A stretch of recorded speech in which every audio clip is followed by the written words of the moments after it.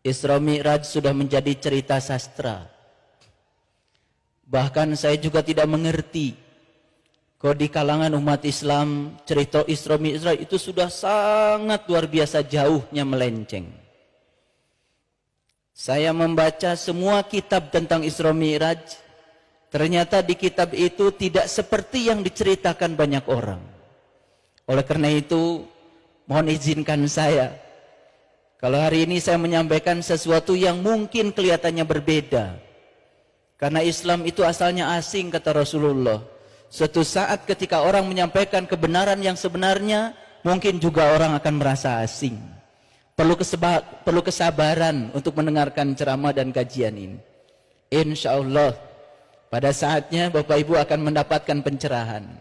Insya Allah hadirin sekalian, pada saatnya akan bisa membuktikan bahwa Isra Mi'raj bukan sekedar cerita sastra.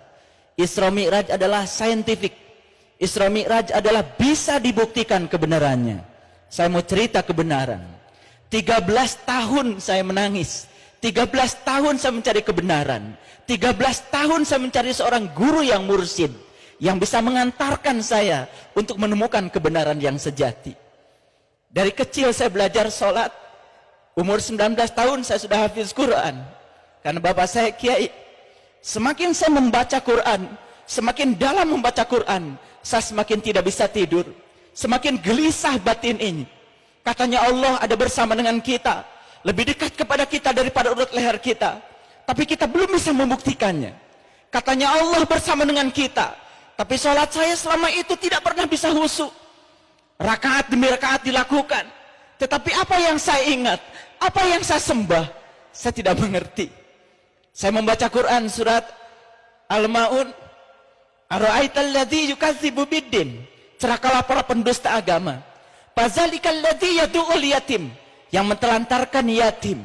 Siapa yatim itu sesungguhnya? Dari kehidupan kita sehari-hari kita tahu yang namanya yatim adalah mereka yang tak beribu, yang tak berbapa. Tapi begitu saya membuka lembaran-lembaran kitab yang hakiki, ternyata yatim bukan yang tak beribu tak berbapa. Bukan manusia yang namanya yatim. Yang tak beribu, yang tak berbapa bukan manusia. Setiap manusia yang lahir ke dunia pasti ada ibunya, pasti ada bapaknya. Betul? Cuman ada yang sudah meninggal, ada yang masih hidup. Siapa yatim itu sesungguhnya? Yang tak beribu, yang tak berbapa. Berarti yang yatim adalah yang tidak pernah dilahirkan. Siapa yang tidak pernah dilahirkan? Yang tidak pernah dilahirkan adalah jiwa kita.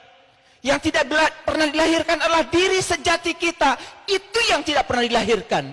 Itulah diri kita yang sebenarnya, yang ditiupkan langsung oleh Allah.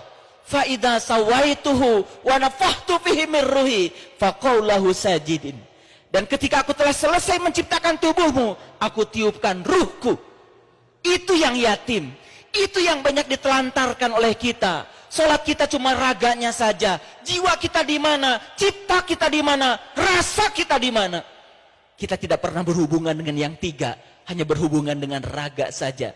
Lalu banyak rakaat yang dilakukan. Tapi rakaat demi rakaat tidak membuat kesadaran kita semakin hari semakin bertambah.